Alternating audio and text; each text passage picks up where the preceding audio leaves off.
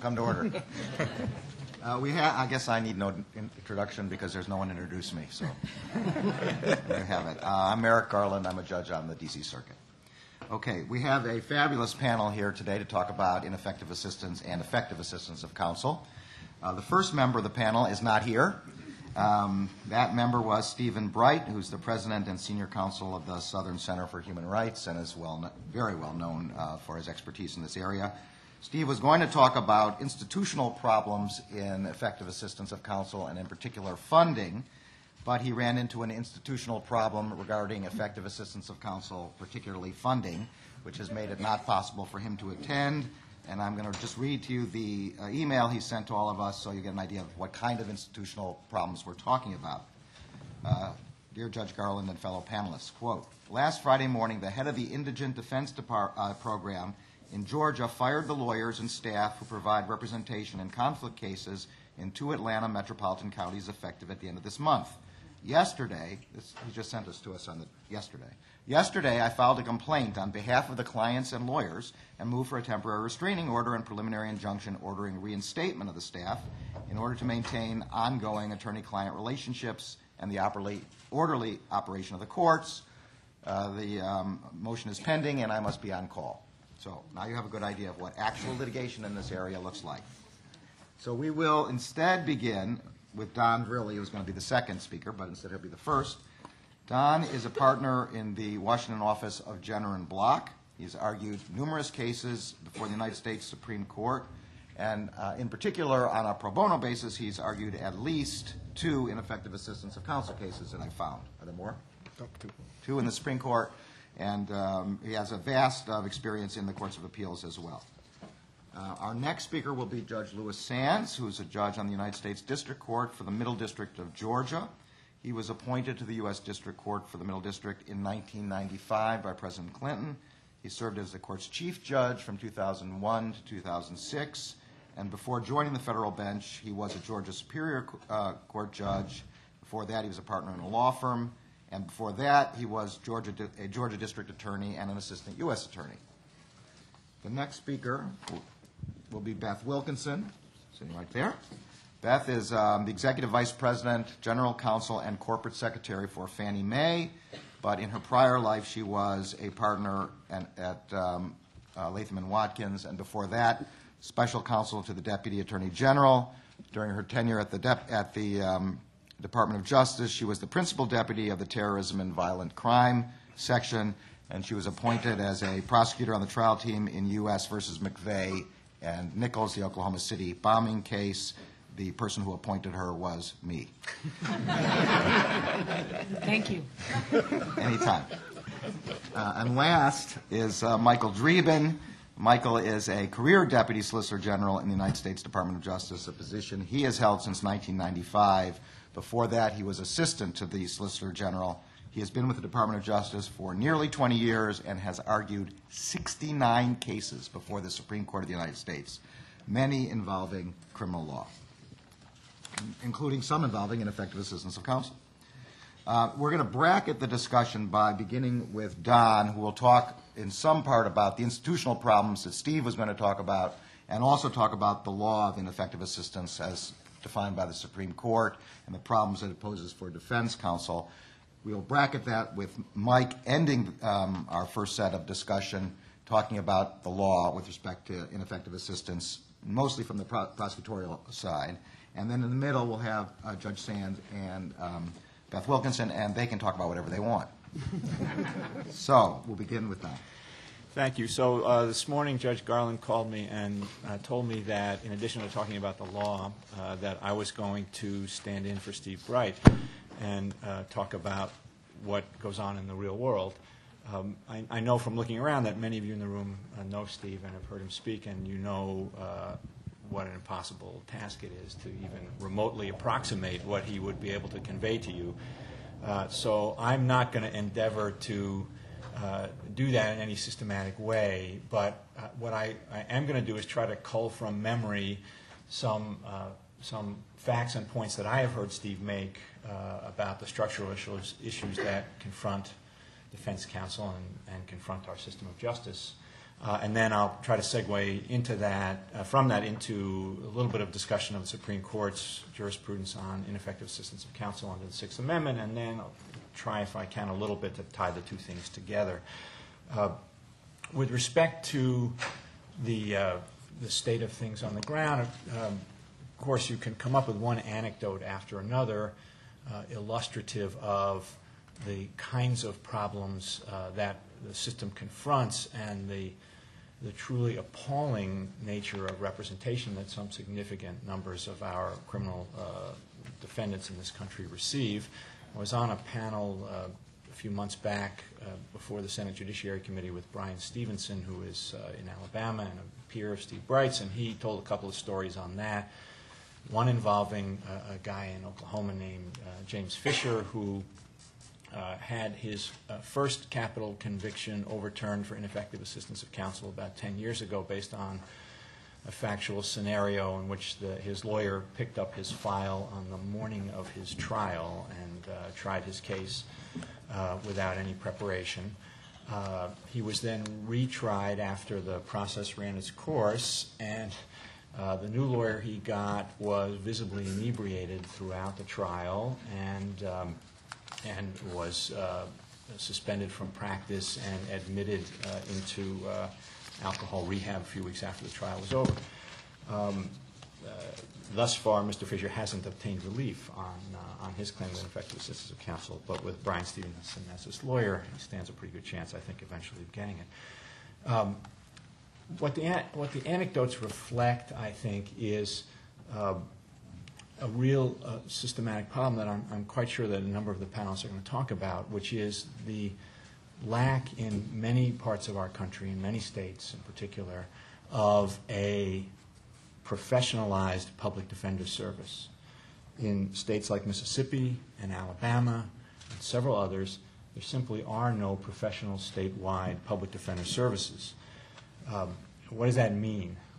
In practice, I think it means two things of great consequence. The first one translates into an issue of funding. Without a professional public defender service, the way defendants receive representation is through appointments. And the funding available for these appointments in many jurisdictions is pathetically low. In Mississippi, for example, there is a $1,000 cap on payment for representation even in felony cases. Now, it's doubled to $2,000 in capital cases, which gives us all some solace, I'm sure. There's some other revealing statistics. Now, there's some change in this going on, but some other, I think, revealing statistics that Steve is fond of pointing out. Alabama's death row, currently 59% of the people on death row were represented by lawyers who were paid a maximum fee of $1,000. In Texas, until very recently, there was a cap in capital cases of $500 for expenses for experts and investigators. And Mississippi still has those limits I described to you. And you can imagine the quality of lawyer that this kind of funding attracts. It attracts people who can't get anything else, right? And that itself, this is most salient, obviously, in capital cases, but that itself translates into another set of statistics that Steve likes to point out. A study, for example, by the Dallas Morning News revealing that fully 25% of the people on death row in Texas were represented by attorneys who were subsequently disbarred or suspended or criminally convicted of some kind of an offense. In Washington State, the number is 20%, studies have shown, and in Illinois, prior to the mass commutation, the number was 12%. Those are really pretty shocking statistics. But in addition to the lack of funding, the funding problems, the other, I think, important point that is a consequence of the lack of a professionalized public defender service in so many jurisdictions is the absence of any kind of a systematic mechanism to ensure quality. through training and mentoring and monitoring. And that's, of course, when you take, for example, a state-of-the-art public defender service like they have here in the District of Columbia, that's a huge part of their mission, and that's what you lack in places where you don't have that professionalized service. So those are the structural facts on the ground. They play themselves out, of course, in the legislative process, in which, as you can imagine, there's very little constituency for providing adequate funding either to create and maintain professional public defender services or, in the alternative, to fund representation by appointment at anything approaching an adequate level. There's a lot of finger-pointing between state and county governments within a lot of states, Georgia being a prime example of that, of who should bear the fiscal responsibility and therefore whose citizens should be taxed to pay for this kind of funding. But it is a very significant problem, and one that I think leads to a great deal of despair on the part of people like Steve, who have spent their lives really trying to battle for adequate representation. So shifting gears a little bit now, talking about where the Supreme Court has been and is on this issue. The key case, as I'm sure most of you know, was one that Justice O'Connor wrote 20-some-odd years ago, Strickland against Washington, which set the standards for assessing when a lawyer should be deemed ineffective and therefore not providing the level of representation to which criminal defendants are guaranteed under the Sixth Amendment. The standard was one that had two parts. It had a performance part that measured the lawyer's conduct against a standard that basically said, well, does this lawyer's performance fall below minimally accepted standards for the profession? And then it asked, it was a prejudice inquiry, does that, even in the event of deficient performance of that kind, was there a reasonable possibility that it translated into prejudice for the defendant? Now that standard, those words just sitting by themselves, didn't necessarily point in one direction or another. I think if you were to enforce that standard with some sense of rigor, it could be a really protective one. If you were to enforce it without any sense of rigor, though it didn't mean much at all, there were two other features of the Strickland decision back in '84 that tended, I think, to lead to relatively lax enforcement of it by reviewing courts. One was the notion that it was not the job of the courts to second-guess tactical decisions by defense counsel. That even seemingly inexplicable tactical decisions often could pass muster. And the second was caution against relying too much on hindsight and looking back many years later on the performance of counsel and judging too harshly. Despite that, in the lower courts for quite a long time, there actually was sort of a mix in the way the Strickland standard was enforced. It wasn't uniformly a free pass for defense counsel. It wasn't uniformly a failed argument that defendants would make. In the Supreme Court, however, there really wasn't any significant effort to give that standard teeth for a very long time. And then in the early part of this decade, there were a trio of cases, the Williams case out of Virginia, the Wiggins against Smith case out of Maryland, which I did, and a case called Rompilla out of Pennsylvania, rather, in which the court seemed to signal that this standard really ought to be interpreted as one that has real teeth.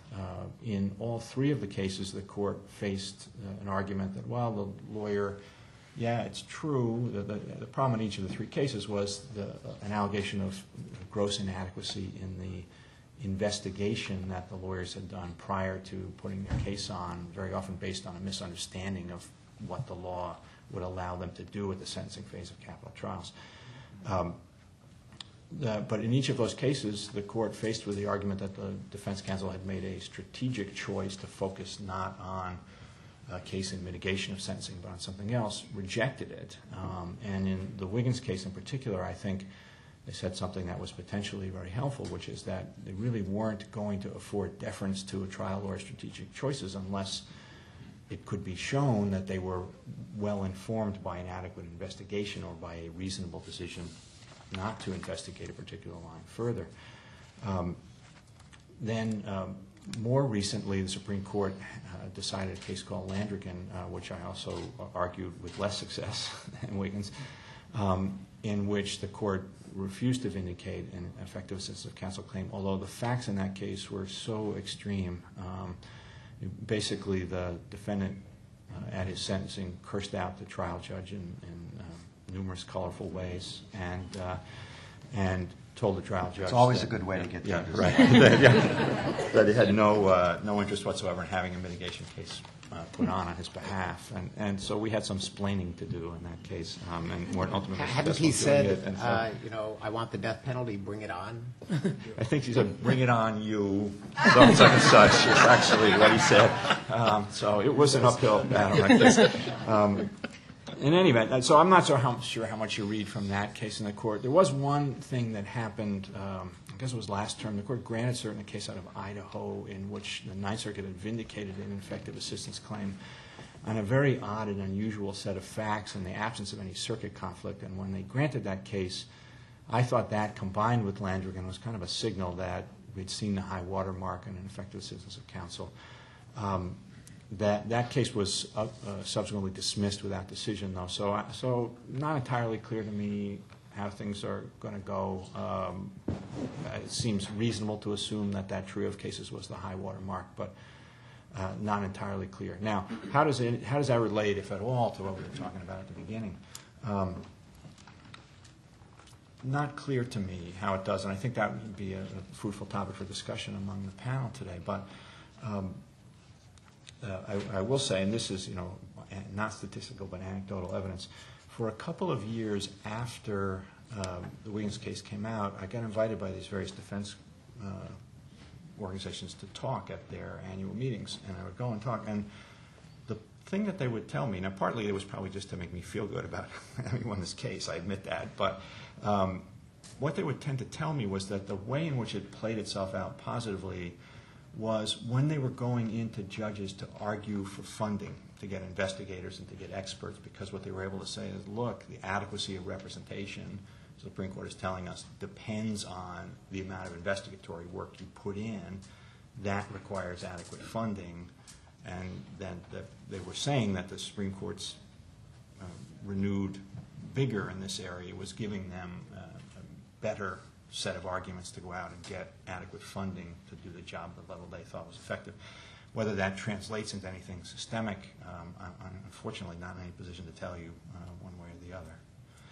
And with that, maybe we should move on. Thank you. Thanks, Don, very much. Turn now to Judge Sands. Well, first of all, I'm learning, I guess, as much as maybe you all who are here. I'm just going to emphasize basically the way that I would see it from a district court's point of view. As you know, of course, we all agree that effective counsel is fundamental in our Constitution to a fair system of justice. However, the question is normally asked from an after-the-fact, post-trial, even post-direct appeal. Very seldom is that issue ever raised directly in the case as a major issue on appeal. And that's basically the way I get those cases as a district judge, either as a state habeas under Section 2254 or on a federal review petition under 2255. So we're looking at it after the fact. And as was just mentioned, our court also looks at it in a limited sort of way. In fact, just to add to what he said, I think there are two differences that play in a federal review of a case involving issues of ineffective assistance of counsel. First of all, as you practitioners know, particularly in trial cases, there's a difference given by the appellate court. The state court looks at it, the Supreme Court or appeals court. The judgment or the verdict in the case gets a kind of a special plus. It's kind of protected in a way and looked at favorably, although it could in some circumstances result in a reversal. So you have that difference there. The Williams case, I think, is the case when it comes to federal review of state matters involving ineffective assistance of counsel, just as any other the other constitutional issues. And because of that, as you probably know from that case, the federal courts may grant habeas in a case that has been reviewed by a state court only where clearly established federal law as determined by the United States Supreme Court, where there's been a decision by the state court that's contrary to that determination, or that was unfairly or unreasonably applied. So, as I see it, there's two problems of deference going on. You've got the presumed result from the state review itself, and then a further deference to the state courts under the AEDPA, which is the Anti-Terrorism and Effective Death Penalty Act. And those two things play, I think, key roles, and makes it very unlikely that a case will be reversed or that habeas will be granted in a federal court based on ineffective assistance of counsel, except in the most egregious circumstances. I think you're going to find those things that the bright line situations are the ones that are likely to be grasped. And if a state court has reviewed it and found it to be pretty much within the parameters of Strickland, then I think it's going to have a tough challenge to be reversed in the district court or in the federal side of the process. Now, what that says to me is this. I think rather than looking at effective assistance of counsel from a remedial sort of legal way, which is what you're doing, I think, on appeal for an appellate review or a habeas review, it has to be looked at, I think, also from the what I call the provisional side. And that is, what are the mechanisms that are set up in the states, state courts or the state legislatures or the county legislative authorities that are actually setting up the funding and deciding how these matters are to be provided, how funding is to be done. And that creates a problem because, just as was mentioned before, criminal defendants are not a very popular constituency. You know, they're not the kind of people that the legislators think of when they begin to think about how to budget and how to use the state's resources or assets. And that brings it back to the second point I want to make. That's why I think it's very important that lawyers, bar organizations, other organizations and institutions such as this do a job of helping to assemble the information, the data, such as to inform the public and to persuade the public that it is fundamental to have effective counsel if we are to have a just criminal system, a legal system of justice, and somehow to also make them understand and see that they have a stake personally in that. It is not something that's only that is beneficial only to this small group of people, relatively speaking, who are criminal defendants, but it makes a difference to the system as a whole and for all of us as citizens. So I think that is an emphasis that will have to be made also if we are to improve these circumstances. And that part of it is also affected by the publicity, I think, that goes with very high-profile cases. Some of you are probably, or all of you probably are aware of the Brian Nichols case, which is pending in Georgia. That case, I think a lot of the facts of it, of its circumstances, were covered on television, you know, as it went from place to place. For those of you who have not heard about it, it's the case where a defendant was charged with killing a Superior Court judge in the courtroom, the court reporter, a police officer as he allegedly escaped, and later a federal officer the same day. So this was followed very closely by the public. And with a lot of high-profile cases, the public, from the layman's point of view, or the layperson's point of view, does not see where there are any great facts or issues in dispute. And then when there are large expenditures of assets in the defense of that person, the public can be critical of that, or politicians can perceive that the public is being critical of it. So that case, which came about, I think, a year or two after Georgia, after many years, finally established a public defender system statewide, there was large expenditures or claims for legal fees in connection with the Nichols case. And as a result, and to some response, there have been substantial amendments to this very new defender system that has been set up in Georgia, and that's part of what you heard this morning that Stephen Bright is trying to see about this conflicts counsel. As you know, when you have a state system of defenders, you're going to have multiple defendants where the same office can't represent other parties in the same as defendants. And that conflicts office for Fulton and DeKalb County, as I understood it, were representing like 1,850 defendants, and they were all fired. And of course, I think the paper quoted the district attorney as saying, "What do you think the effect of this would be?" And the district attorney said, "Well, let us hope that future violators in the state will commit their crimes singly."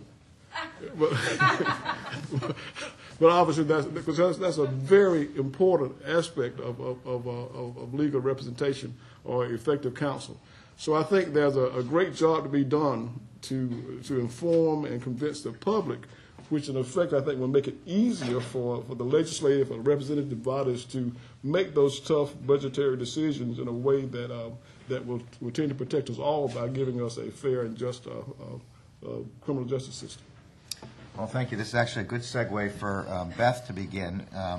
While the judge was just speaking about the Brian Nichols case, in the Terry Nichols case with respect to Oklahoma City, there were also issues about the expenditures for Nichols' defense, both in the federal trial and then what was to be the state trial. So, Beth, you might talk about that in addition to everything else you want to talk about. Sure, I will. I am honored to be on this panel, and really for two reasons. One, as you all probably know, and I'm going to include Steve even though he's not here, these are people who have worked many, many years on this issue, and it's a really important issue, and you couldn't get better experts about this issue. But I say that because it also means we need new people to work on effective assistance. And I think what all of us are saying is this is an issue that lawyers have to take over and own and advocate on every level, because we're really the only people who will make the case. These aren't constituents that are going to matter to legislators. And as hard as folks like Don have worked on these issues, and Steve, I see a lot of students in the audience, and we need you all to care about this and to advocate every way you can. There's one level of advocacy that Michael does, but unfortunately I would say that's at the very end of the line, and Don.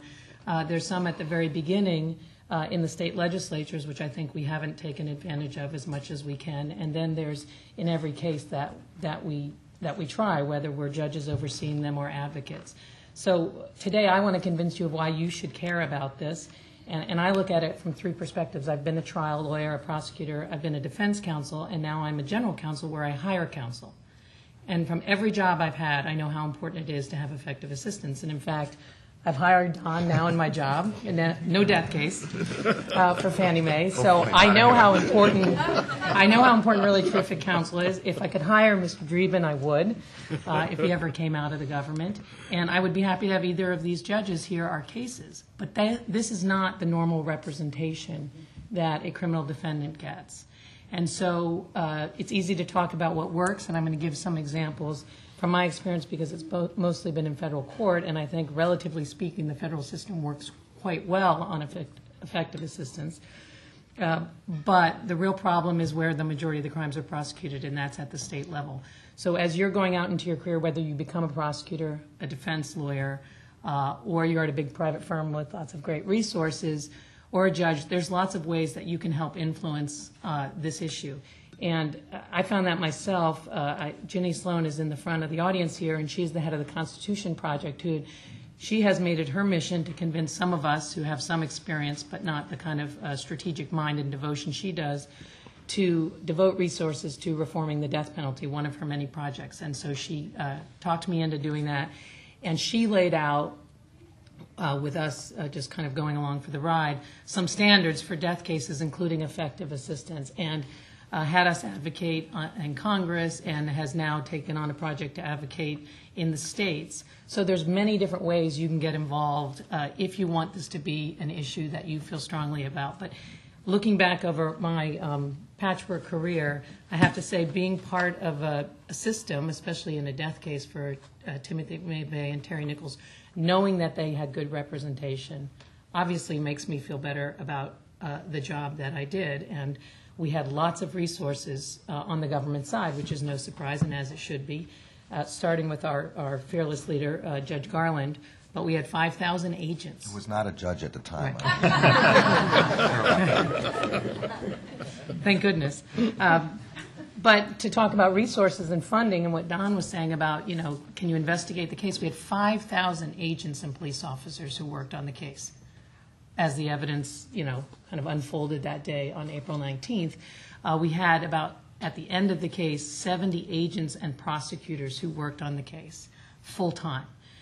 We had everything you could want, and so you can only imagine for the defendants what they needed to get a fair case. And luckily for them, they had a judge who recognized that, Judge Maich, who really even went around the federal rules for effective assistance and unleashed any resource really the defendants thought that they needed.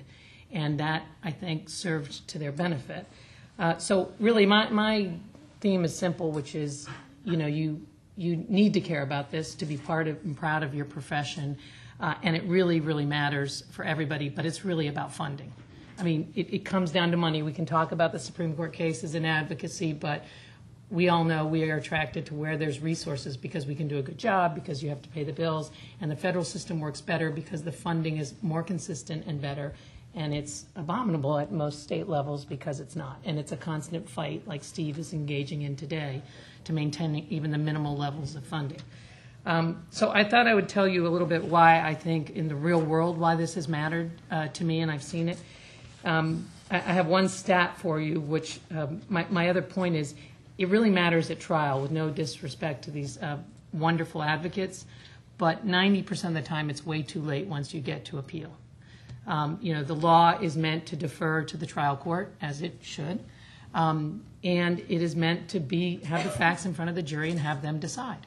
And so you can get the best law firm in the world with the best resources, like Jenner and Block, to represent you on appeal or on habeas, but you really are starting with one hand tied behind your back, and some could argue two after the last few years. So I am a big proponent of more resources at the trial level, and people like you, really smart people coming out of great law schools and with great passion and devotion, putting those resources in at the trial level where they can really make the difference between life and death for death cases and either a conviction or not, or at least the difference in a sentence for a non-death case. And you only need to hear the statistics to know that's true. There are only 1.9% of criminal appeals are reversed and dismissed in the United States, and only 6.6 are reversed with a new trial, but most of those new trials end up with a conviction or some of the horror stories that Don was telling. So if you think about how do you want to use your time, it is a great cause, but if you have limited resources and time, the trial is where it's at. And unfortunately, everybody knows that, and that's part of the reason why the funding is so difficult. There was, a couple years ago when I was at Latham and Watkins, a clerk of Judge Garland's, in fact, who wanted to start a nonprofit to help on effective assistance. And he talked to me about doing it with appellate resources. And I said, I really think you ought to go after trial resources, and Latham will be the first firm to do it. And we did, and we partnered up with the Maryland Public Defender's Office for a defendant who had been convicted of a murder and released and did it again. So I went around the firm to ask for people to do it. Oh, don't worry, it's a death case. It's a second time, but it'll be really rewarding. And there were some wonderful souls who took it on, and I think we had a team of 10 associates, and I was nothing but the cheerleader for the team, so it went very well. And they partnered up with Maryland and did a ton of pretrial motions. So it's even right before you get to the trial phase, it's challenging the prosecution on every level. And they filed a motion about the aggravating factor, saying it was not a death-qualified case because there was not an aggravating factor. I won't tell you about the murder, but it was a murder of passion, and so there was an argument.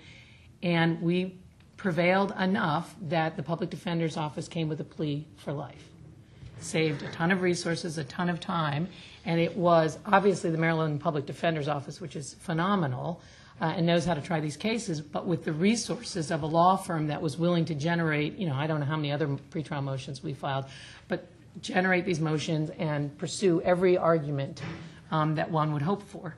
And I saw the same thing in the McVeigh and the Nichols cases. In that case, There were two very, very good defense attorneys, and they filed about 59 pretrial motions, kind of like a big firm would for a big corporation. And one of them was a motion to sever the defendants, which everyone thought would not succeed under Rule 801D23 about co-defendants' statements, and there's no way you could try Terry Nichols with Timothy McVeigh because Terry Nichols had made some statements to the police officers. And that motion succeeded and severed the trials, which extended my stay in Oklahoma City and Denver, which I will never forget, Judge Garland. And but it gave me the chance to try two cases, which is how he told me to look at it. And it, I think, made the difference between McVeigh, who got the death penalty, but Nichols, who got life. And those were the resources that the defense counsel had early on to file those motions that much longer down the road had a huge impact for these defendants. And there's lots of reasons for that. Terry Nichols' counsel also got paid to watch the McVeigh case and watch what we did, but also there was a different argument, and separating those two defendants made a real difference. So I think that's really meaningful. Now, it's easy to say people should have effective assistance. The question is, what does it mean? And I will tell you what I think is a humorous story to say. It's not always clear. In the McVeigh case, there was a wonderful defense counsel. He was from Oklahoma City. He had one of those wonderful lilting Oklahoma accents and got up in front of the jury and was always it was more than entertaining because that takes away from his skill level. He's just a phenomenal trial lawyer. And there were many witnesses in the case, as you all know, that are just kind of, fact witnesses, short witnesses. And one of them that I had was a woman named Yai Bai. And she owned a Chinese restaurant called Hunan Palace. And in the McVeigh case, one of the big factual disputes was who rented the Ryder truck that blew up the Oklahoma City building. And the rental contract was found in Kansas, and it said Robert Kling. So we wanted to prove that Timothy McVeigh was Robert Kling. That was a huge issue. We couldn't do it through the handwriting, and so these thousands of agents that scampered all over the United States, including Kansas, found this contract, and then they went around to all the other places in the area to look for records that might help them. And so they found this woman at Hunan Palace, and they found that McVeigh had stayed at a hotel called Dreamland, the Dreamland Motel.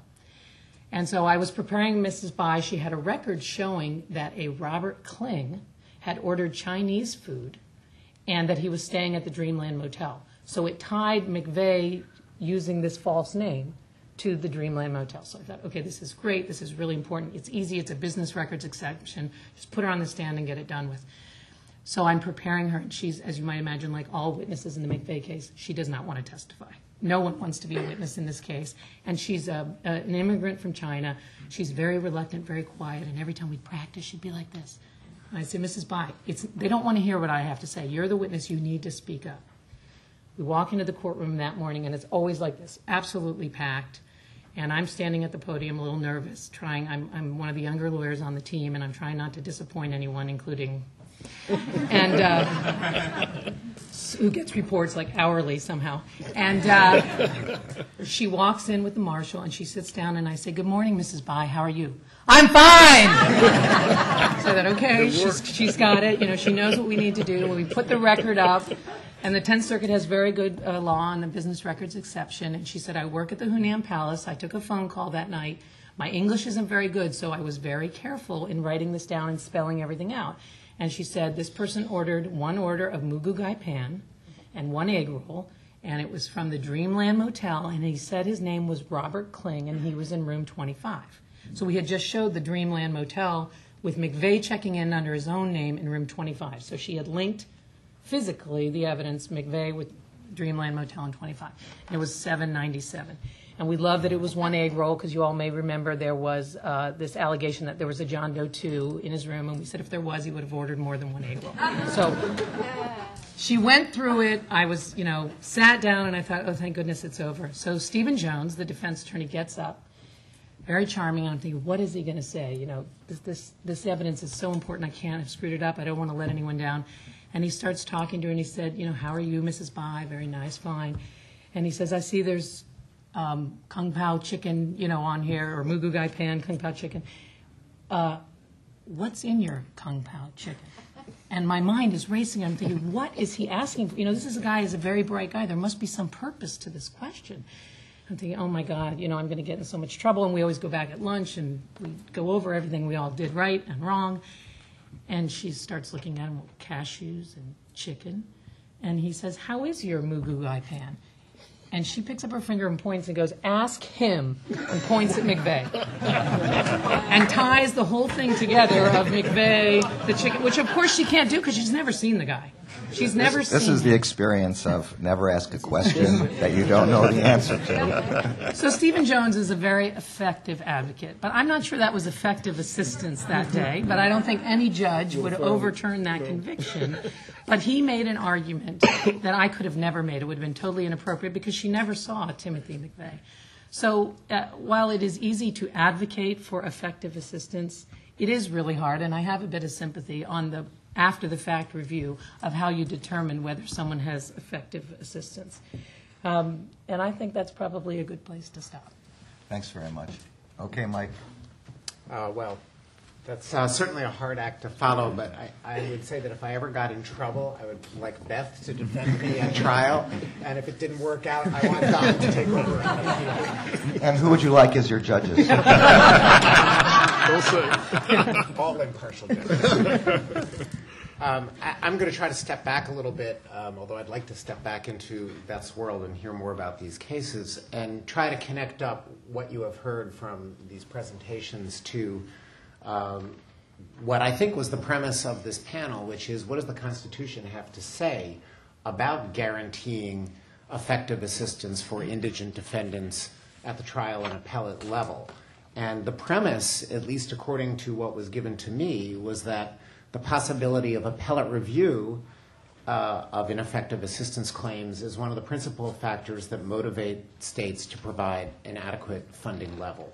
Because as you've heard, this is really all about money. It's a combination, I think, really about money and commitment and dedication.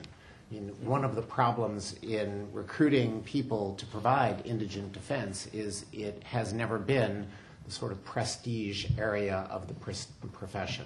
And when you combine that with low compensation, you get very dedicated, very idealistic people who are prepared to get involved in this, but you don't get a lot of them, and you don't get them, you don't get them in enough to really close the gap. So the question is, well, really, what does the Constitution have to say about ineffective assistance that may motivate states to provide adequate funding? And my central point is that the Constitution is inherently limited at solving this problem for many of the reasons that you have already heard. The Supreme Court announced the Strickland Standard in 1984. It was actually a considerable step up from what the lower courts were doing, which was a combination of nothing. I mean, the Sixth Amendment doesn't say you have the right to effective assistance. It says you have the right to counsel. I mean, it took quite a few years until the court held in, I think, 1962, 1964, in Gideon versus Wainwright, that indigent defendants had the right to appointed counsel in every felony case. Until then, the court had read the Sixth Amendment as saying, that's great if you've got the money for it. If you can pay for your own counsel, fine. But if you don't, you only get counsel if there were special circumstances that made your case one in which nobody could really function without the assistance of counsel. It was all case by case. Gideon wiped that out and said, no, you have to get counsel in every felony case if you're indigent. And that was a great announcement, but it was sort of like Brown versus Board of Education. I mean, what does it mean to put it into operation on the ground? You can tell the states that they have to do this, but then will they in fact go out to do it? And there are some states that have a real problem just complying with Gideon. They don't get around to appointing you a lawyer, and you're sitting in jail awaiting trial, and the prosecutor comes to you, and since you don't have a lawyer, he can come to you and convey, an offer. Well, if you're going to sit here maybe another 6 months till you get a trial, until we can appoint a lawyer for you, because we can't give you a trial until you have a lawyer. Or you could plead guilty today and maybe get time served, or maybe get another couple of months and get out.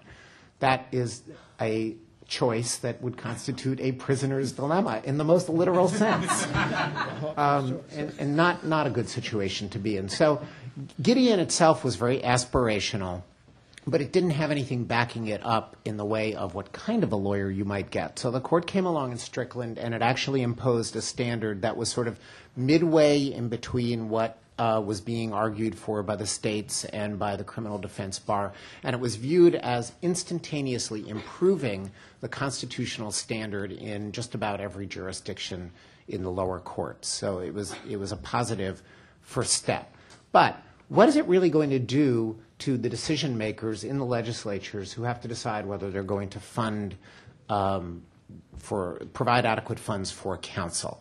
I would submit that the standard is, as Judge Sand basically said, it's inherently limited. First of all, it's retrospective. You're going to be looking back at what happened in a particular trial to see whether the defendant's lawyer performed in a deficient manner that may have actually affected the outcome. So you have to know everything about the case in order to enforce it. It's not enforced ex ante by saying, is this lawyer likely to provide effective assistance?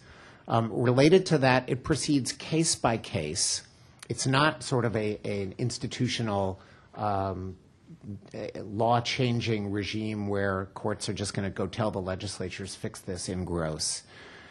Third, it's enforceable only in collateral proceedings, which means the trial is over, the defendant has had his mandatory appeal, the defendant is in jail, and the defendant then has the right to bring habeas corpus or some state equivalent or federal equivalent. And in that proceeding, the defendant does not have a right to counsel. So what you've got is a standard that says you need to look back and say, did the lawyer do something that was professionally unreasonable? If he did it result in a different outcome? Probably. And you have to make that showing with no lawyer. And I thought I would draw on the spirit of Steve Bright here, since he wrote an incredible article that talks about all the things we're talking about, and he has a transcript excerpt of what happens in a collateral proceeding where you get a guy without a lawyer trying to make the case that his prior lawyer was ineffective. The court brings in the defendant, who was in a death penalty case, capital proceeding. He has no right to counsel under the Constitution in this proceeding. So the court says, okay, Mr. Gibson, do you want to proceed? Mr. Gibson, I don't have an attorney. The court, I understand that. Gibson, I'm not waiving my rights. The court, I understand that. Parenthetically, you don't have any. Do you have any evidence you want to put up? Gibson, I don't know what to plead. The court, huh? Gibson, I just don't know what to plead. The court says, I'm not asking you to plead to anything. I'm just asking if you have anything you want to put up, anything you want to introduce to this court. Gibson, but I don't have an attorney. So it goes on like that for a little while, and then, predictably, it comes to the conclusion of like, well, do you have any evidence you want to put on? And he says no, and that's the end of the proceeding, and the judge finds from the bench that his prior lawyer was effective. So that tells you that a constitutional standard that's modeled on Strickland encounters a lot of problems in enforcement, and I would digress here to say that much of the law in this area and much of what we talk about in this area is highly distorted by capital cases, because capital cases will attract in pro bono representation at the highest possible level, post hoc resources being put into the case on a pro bono level, or by public defenders that were going to really marshal their assets and put the resources in because so much is at stake. And you get a lot of law, like the trilogy of cases that Don talked about, that makes it seem like, hey, somebody has woken up and paid attention to this problem. But capital cases are, to say that they're the tip of the iceberg is really to, exaggerate the concept of a tip. I mean, they are like a needle point, in a huge, huge haystack. I mean, the statistics have been coming out about how many people we have behind bars, 2 million, and how many people are in the criminal justice system, 6 million. And I would venture to guess that the number of capital defendants is probably, under 2,000 of those. Maybe somebody knows, and somebody who can do the math can figure out how many zeros you have to put before you get to a percentage. But it's highly, highly distorting. And then the last thing I'll just say about Strickland is that it doesn't weed out bad lawyers. It weeds out cases, if it works right, where bad lawyering produced unjust outcomes. the bad lawyers can continue doing just what they're doing. And in the myriad of cases where, people get out of jail and they're not really going to fuss about bringing an ineffective assistance claim, those lawyers just go right back into the pool. So is there a constitutional alternative that would in some way fulfill the vision of Gideon backed up by Strickland?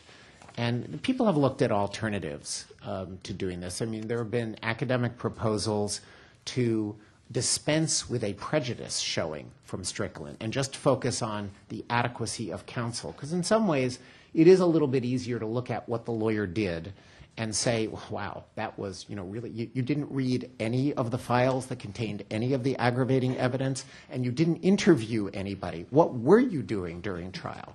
Well, I was trying to make sure my bar license wasn't pulled for alcoholism while I was getting divorced by my third wife, and thinking about that indictment that they were bringing. And it said, so you could make a case for that, but I think that it's very unrealistic as a constitutional standard to think that the courts in the United States are going to interpret the Constitution to say that if you had a bad lawyer who fell below professional standards, you automatically get a new trial. I mean, there are a lot of problems in the criminal justice system, and I will not dispute the problems of actual innocence and the way that DNA has shed light on some serious problems. I heard people talking about the federal system in a presentation last night, very prominent practitioners who decried the idea that because of the huge prison penalties that many federal defendants face, a prosecutor can walk into a guy who's on a low level in a corporation and he's got him on some, arguable false statement, and the penalty for that could be up to 40 years, and walks in and says, well, we're going to go for broke, or you can perhaps give me some evidence against your chief executive. And this lawyer was talking about how he's represented clients that are in this position, and if he had to think back, well, gee, it's either not see my kids graduate from high school or, spend any time with my wife until I'm 60 or remember something.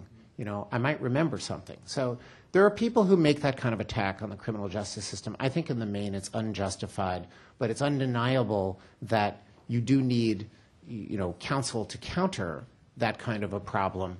At the same time, no one wants to throw the jailhouse doors open, and that is never going to happen. You're never going to find, I think, a court that will interpret the Constitution in that radical a fashion. I think in addition, the other alternative that you might look at are kind of class actions that sort of proceed on an ex ante basis and somehow try to say, look, with the level of inadequacy of funding that the state has provided, we are likely to see ineffective assistance of counsel, and therefore the state legislature has to be enjoined to provide more funding. This has been tried on the state level, invoking state constitutions, and it sometimes works. I mean, Louisiana did have a case in which that kind of a process was basically tried. The state Supreme Court said, well, we're not going to enjoin the legislature to provide more money, but we are going to permit pretrial challenges to the effectiveness of assistance, and we're going to have a presumption that inadequately funded lawyers won't deliver effective assistance. And if that doesn't work, we'll consider ordering the state to provide more funds. But as a federal constitutional solution, I would submit that just won't work at all, because it doesn't really require what would be necessary, namely a concrete showing that an individual would suffer a violation of his constitutional rights. And without that, you're not going to be able to get any federal court to issue an injunction. And in the current climate with, sort of hostility, I think, to institutional reform litigation, period, that is not a likely way that the courts are going to move into the process. One of the ironies here, I think, also, this kind of pushes, again, I think, against the overall interests of achieving effective assistance, is one thing that the courts are good at is identifying discrete instances where there is no right to counsel, but there should be a right to counsel. In other words, expansions of Gideon. And the court has decided several cases, including some in recent years, such as the Halbert versus Michigan case, which extended the Anders right to effective assistance of counsel on your first appeal, even if you pleaded guilty. Michigan didn't want to give you counsel automatically. The Supreme Court said that you do have to get counsel automatically. Alabama versus Shelton, which dealt with people who are, fairly low-level crimes where they're going to get probation. If they mess up on probation, they're going to get revoked and go to jail. And the question is, do you have a right to counsel at your trial stage, guilt phase determination, where you're not going to jail, but you might go to jail later if probation is revoked? And the court said yes, thereby again expanding the pool of cases that have to have counsel at the trial level. And what happens when you do that is that you take scarce resources, already scarce resources, and you force the state to spread them across a larger pool of cases. And when that happens, inevitably, you're going to diminish the quality of representation across the board, or at least in those cases that don't get selected out by public defenders or appointed lawyers for extra resources. And the same thing can happen at a microcosmic level if people like Don succeed in persuading the Supreme Court that the ineffective assistance standards need to be ratcheted up, say, to match what the ABA says. So, for example, in every death penalty case, you don't have any choice. You must go out and review all the aggravating evidence that the government intends to introduce. That was the way that the dissenters interpreted the majority in one of the cases that Don mentioned, the Rompilla versus Beard case. And this is what Justice Kennedy said in dissent in response to that. He said, today's decision will not increase the resources committed to capital defense. And if defense attorneys dutifully comply with the court's new rule of you've got to review all aggravating evidence, they'll have to divert resources from other tasks. The net effect of today's holding in many cases, instances where trial counsel reasonably can conclude that reviewing old case files is not an effective use of time, will be to diminish the quality of their representation altogether. So on both the microcosmic and the sort of stratospheric levels, I think federal constitutional law is a unpromising place to look for a solution to this problem. And I do think that, to just echo what my colleagues have said here, the solution really has to come from the bar and from people who understand and have a commitment to fairness and integrity in the criminal justice system. I think that includes all prosecutors, it includes all judges, it includes all people who have participated in it as defense lawyers, it includes all people who are consumers of it in other ways, and it really should include all of us as lawyers, because if we do not speak out and we do not make the case for it as being a public necessity, nobody will.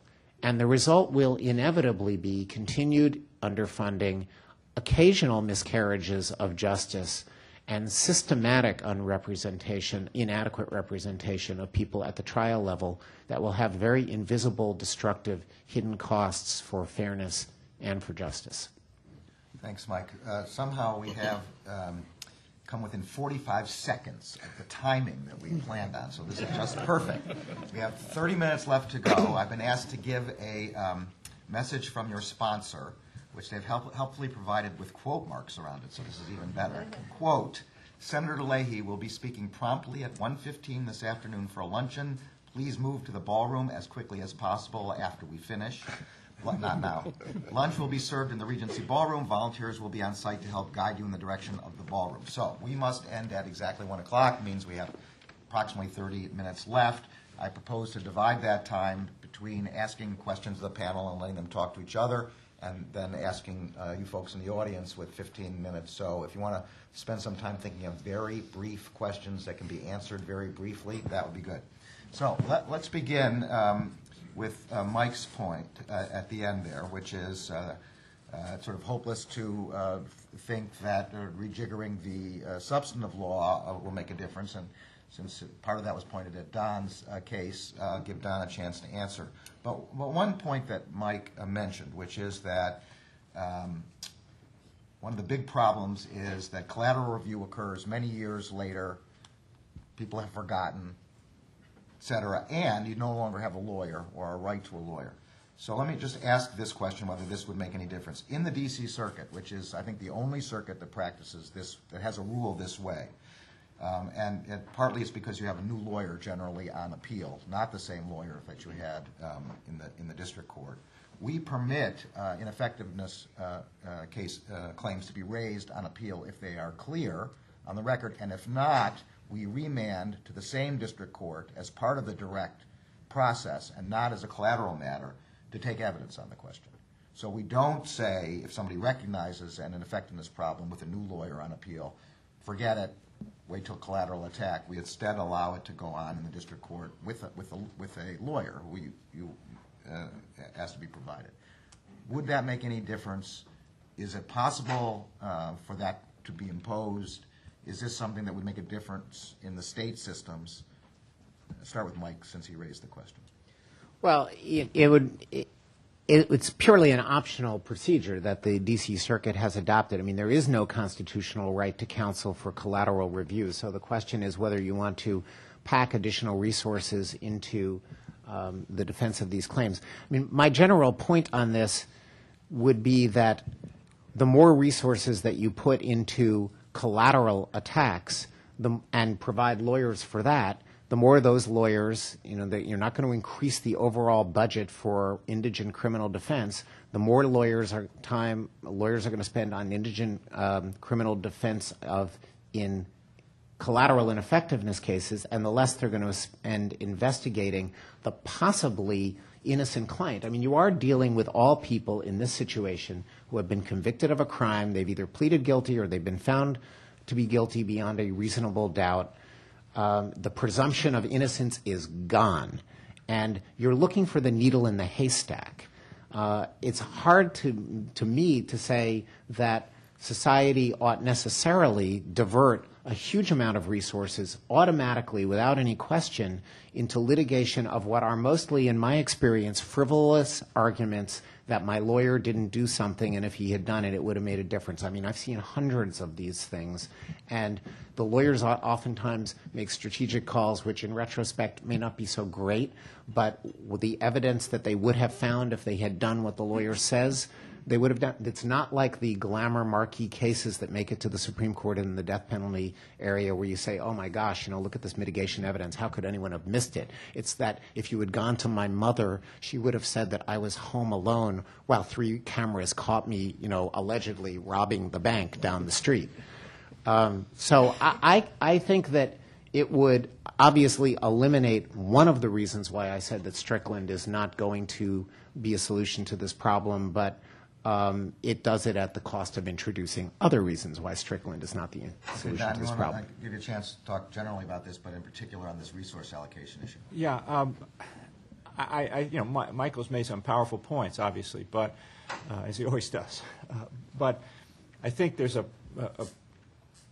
premise there, which is that this is a zero-sum game with respect to funding, and that the putting pressure over here necessarily means diversion of resources from over here, which as a short-term matter might be correct, but I'm not convinced that it's correct as a long-term matter for the same reason that I think it makes a difference as a long-term matter what standard the Supreme Court is articulating for adequate levels of performance, because I think that, and I will circle back to the D.C. Circuit practice, I think that with respect to the standard setting function, when the Supreme Court articulates a norm in this area or any other, that carries weight. And I prefer to be optimistic about this and think that there are people of good will out there making decisions who are going to be influenced by the fact that the Supreme Court is saying something like, well, these APA standards really do articulate what we ought to expect, not just aspire to. Then there are another group of people who have to make funding decisions who may or may not be people of good faith, but certainly would like a reason other than their own personal judgment for why these additional funds have to be allocated, and a Supreme Court decision articulating a higher requirement can provide a reason that they can give in the political process. Like blame it on the Supreme Court. Exactly. Yeah. Well, yeah, sure. But I think that's a salutary outcome. And then you do see, again, I'm not in a position to give you anything approaching statistical validity, but there are anecdotal examples of high-profile capital cases being suspended because of the lack of resources being inadequate resources being being given to the defense counsel. And so thinking about the D.C. Circuit system. Isn't that what happened in the Terry Nichols case in the state of Oklahoma when the state wanted to retry him? Exactly that happened. Right? And so there does seem to me to come a point at which you can bring institutional forces, institutional prosecutorial forces, and state legislatures, or at least some number of them, over to your side as a practical matter, saying, you really, the inadequacy of funding here is making our lives miserable. If the courts really do enforce these norms in a more rigorous way, it's going to make life a lot more difficult. And I do think the D.C. Circuit practice, for example, in the short term, maybe it diverts resources, but what it does do is say, let's build a record at a time when it makes more sense to build a record, when the evidence is fresh in everybody's mind, in front of the judge who oversaw the trial, and outside of the context in which all of the deferential presumptions, particularly the deferential presumptions on federal post-conviction review, come into play. And so if the result there is actually to create headaches for presiding judges and headaches for prosecutors, in that there are some non-trivial percentage of cases in which they may have to do it over again, seems to me that kind of thing is going to create a pressure for funding, which, to my mind, is all to the good. Is it a complete answer? Of course not. But it does seem to me to be, I'm optimistic enough to think that that kind of a world with a more rigorous standard for performance set by the Supreme Court is, in the long run, going to move us in the direction that we want to go. Let me try then a different tack and let Judge Sand and Beth start with that, and then anybody else wants to. So that's the question about the substantive law. What about the question about legislation? There was a time, maybe 10 years ago or so, where there were a lot of legislative proposals, one of which made it partly into the AEDPA statute, with respect to improving representation in death cases in the states as a incentive. You do this, then the collateral review standard will be different. There's an AEDPA opt-in provision for the states. Would that make any difference? Are there kinds of legislation that would help in this regard if waiting for the Supreme Court to make a substantive change may or may not be sufficient? Beth or just... You want to start, Judge Sand? Go ahead. Well, I'm looking over at Julie Katzman, who worked for Senator Leahy on this specific issue for many years, and she advises me it's been a pretty uphill battle that has not had a lot of success. So she has a lot more practical experience than I do in it. Maybe she'll have a question from the audience. Yeah, she will. She'll have an answer, I think, which will be better. I think the problem that we saw when we were advocating for this with the Constitution Project and when Julie was doing her work for Senator Leahy was, it goes to Michael's point, which is you set out the general standard and then actually making people adopt it and making it practical with the limited resources, and this question of the zero-sum game becomes what it's all about. So to get buy-in on what that general standard was, you had to kind of lower it enough to get buy-in from a legislative perspective. And then it was very hard to have that have any real impact on cases and on counsel. And I think the question that was left over here, that the real debate is there a zero-sum game on the funding? And I think I was trying to make the argument, maybe not quite, and if you put pressure points, and Michael's saying pretty much there is. I don't know what the answer is, but it is a lot about that, and I think you do sometimes have this unintended consequence if you raise the standard legislatively, let's say, that everyone has to, you're diverting those resources, and you kind of have these check-the-box things that lawyers have to do. And if you're a trial lawyer, I think, or a good appellate lawyer, it's judgment, right? It is not just reading this file or doing this particular thing that's laid out in the standard. What you really want for effective assistance is experienced counsel, like we hope we have in some federal death cases. And so you want people who have the trial experience, the judgment, to know where to put their resources, not to go talk to the mother, who's going to say the son wasn't there, but to go talk to the school teacher who knows what happened to him. And I think that's what's very hard to legislate at the state level, which doesn't leave you with a very happy answer of how do you improve effective assistance. But to me, the best counsel I ever saw were the ones that were experienced.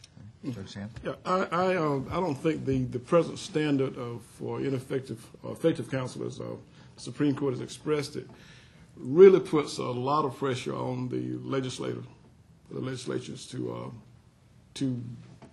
I guess, superfund, or to give the kind of funding that would really make a high-level, highly qualified counsel available. I was going to say, in response to what was just said earlier about the situation where the funding ran out in the Nichols case, that Nichols case. In the Brian Nichols case in Georgia, that's been suspended. The trial has been suspended. The case is about 3 years old.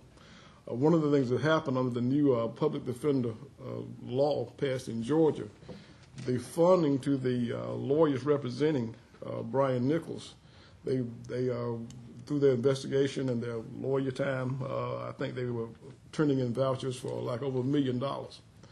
Shortly thereafter, the local defender for other non-death penalty cases said, we are run out of money because all of the money is gone to Brian Nichols. And you remember I told you that a lot of what happened in that case was seen on television, and the public's idea is what? So the Georgia legislature has taken some action with out of the recent session, to the extent that even now they made a rule that a senior judge, which the judge was presiding, there's been some criticism as to whether the judge was acting properly or improperly or not. I'll leave that to the debate. But in any case, the legislature decided that there should be no senior judges, unless they were already on the case when they took senior status, that can hear a death penalty case in Georgia, because apparently they feel that a non-senior judge might handle the approval of vouchers differently, maybe than the senior judge. But I don't think the present standard places any considerable pressure on the legislature to do more. I think they will do what they see as minimum. And again, part of it is because of this real debate, a real contest for budgets, for money. And they're not going to, in my view, see the criminal defendant as the one who deserves that extra dollar that they're going to get. So I think it can have a negative impact too. I think if the Supreme Court did raise the bar, that might add some pressure, but I don't know. I just don't see them doing that now. That's why I say that it has to come from the bar.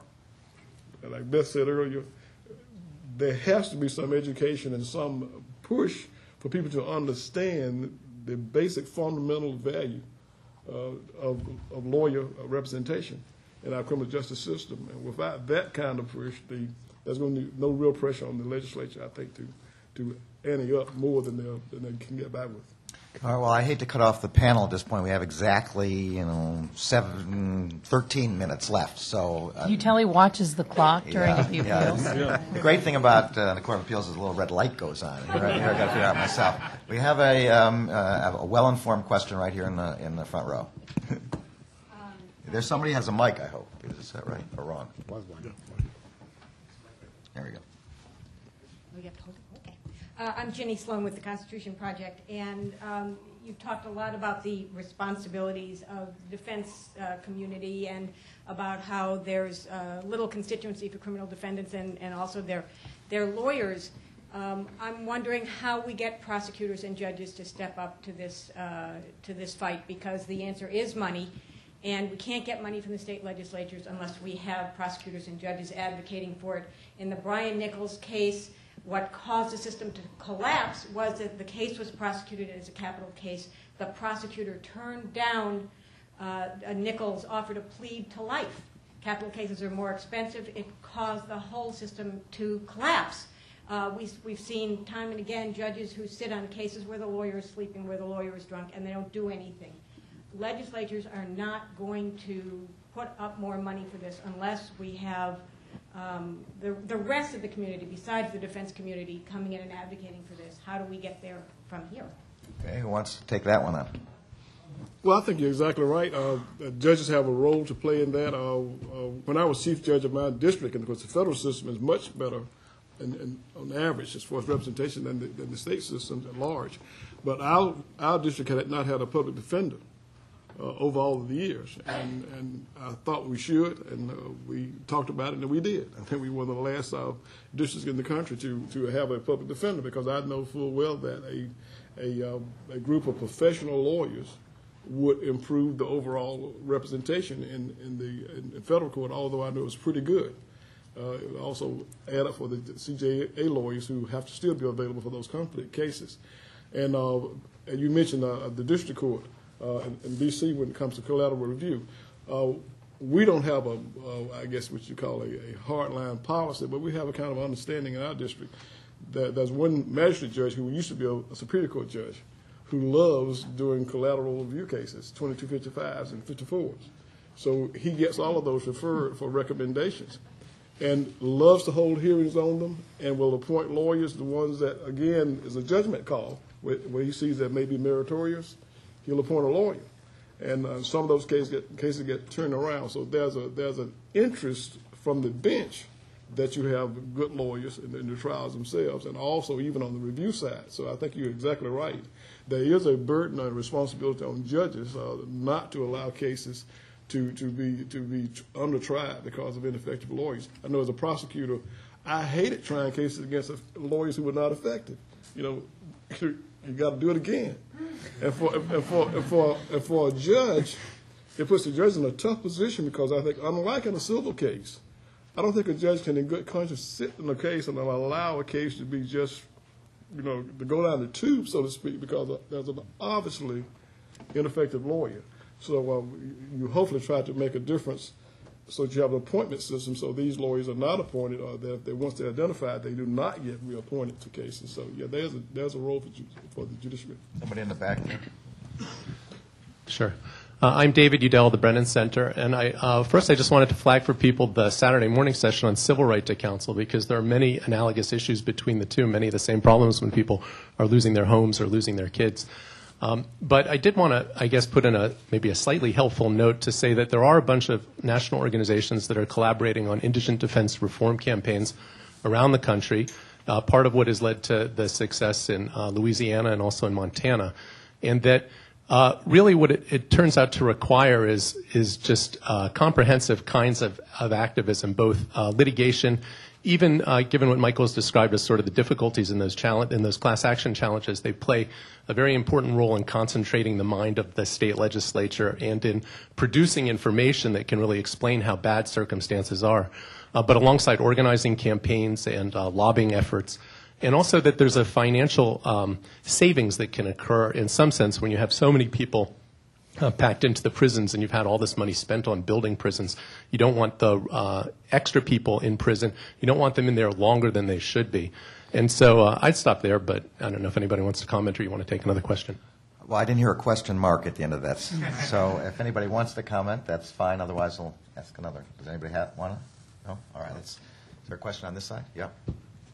Given the record you've laid out here, doesn't it make sense to not have the death penalty? It's expensive, doesn't work, brings us down in the eyes of the world, all the reasons that we know about. And even in a case where you expend the resources that the government did in McVeigh, my recollection is either the 10th Circuit or Judge Mach continued the 2255 because the government, even with all of its resources, didn't turn over the records that McVeigh claimed he was entitled to. Why don't we take that money and use it to train competent counsel at the trial level? This may be slightly beyond the scope of this panel, at least beyond the scope of the next 2 minutes. But if anybody on the panel wants to talk about it, please. Well, let me address it briefly. I think there is a very good argument, regardless of how you feel morally about the death penalty, that the diversion of resources in death cases is not a good expenditure. And it goes back to this argument of the zero-sum game and the law, that you're focusing all the attention on these extreme cases, much to the chagrin of the average criminal defendant and average lawyer who needs to defend a criminal defendant. That said, on the other side, and this goes, I think, to the Nichols case, it's the other Nichols case, it's very hard for prosecutors in these extreme cases to not argue for the death penalty, I mean, let's be practical, and to take a plea to life. I mean, there's a lot of passion that surrounds these cases with the victims and the community, and that's the real world.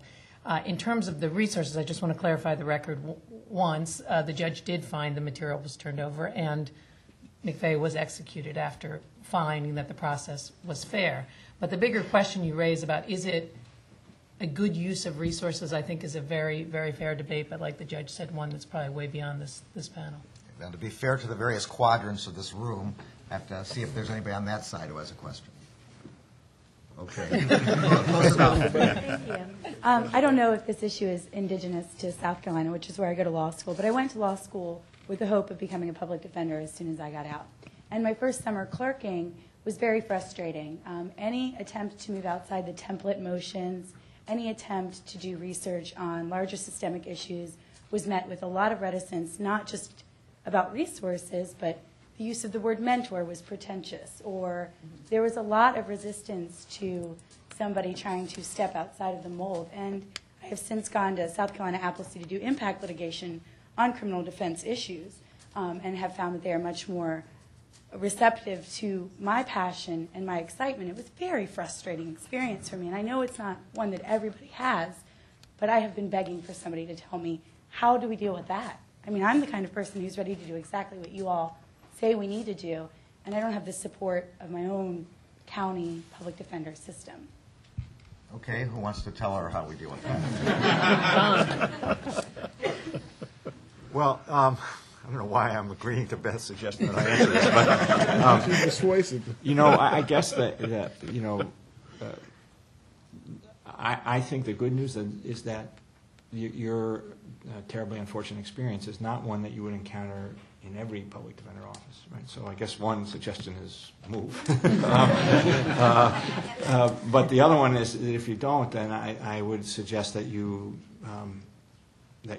take up the call that Beth issued earlier on the panel presentation, which is keep fighting, keep doing what you're doing, because it's exactly right that these problems, all of us agree on this panel, are enormous in scope, and they're not susceptible to a quick, easy resolution, but they're not really capable of being resolved at all unless a whole lot of people are putting a whole lot of energy into it, and that needs to be communicated from generation to generation. And so I think you should be applauded for what you're doing, and keep it up.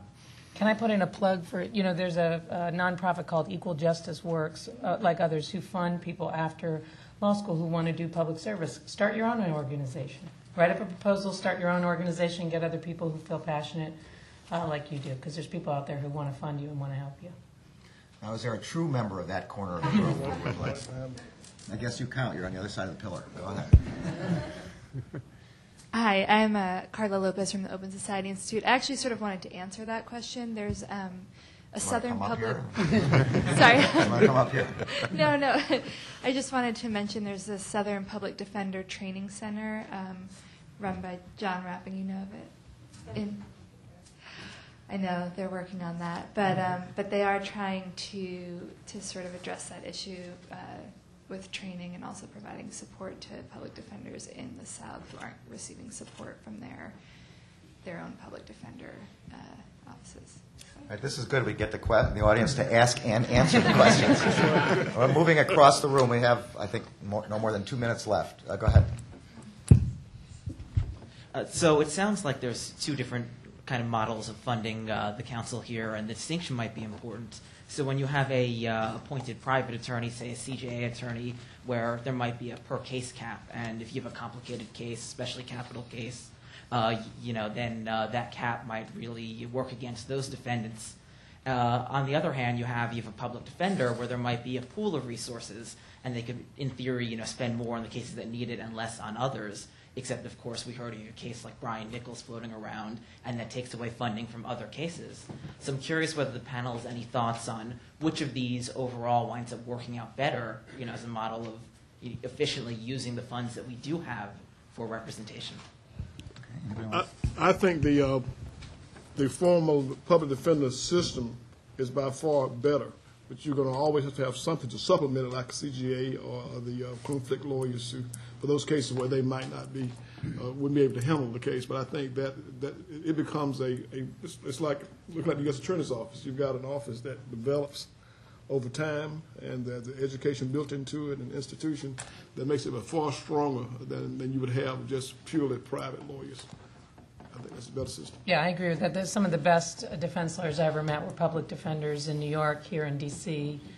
The training, the camaraderie, which in this business is really important for defense counsel. Sharing of ideas for that experience, that cross-pollination is really important. So I think the public defender model is the one that works best. Okay, so Senator Leahy is beckoning, and I know well that we do not keep the Senate Judiciary Committee waiting. So move out.